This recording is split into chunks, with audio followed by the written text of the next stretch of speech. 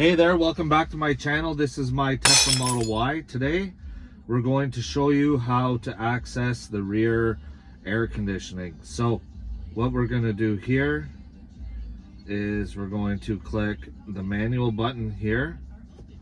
All right, then we go and you click rear and then rear fan.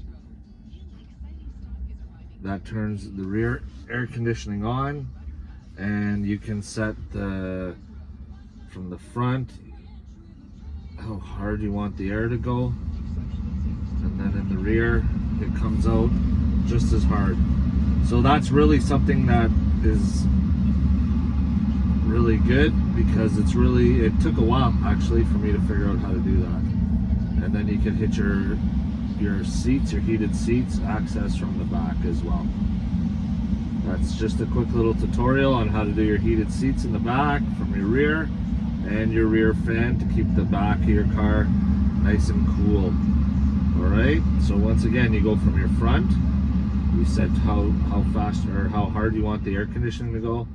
You go rear fan, turn on the rear fan. If you want to turn the rear fan off, you click rear fan off, you go back to the front, and that's it.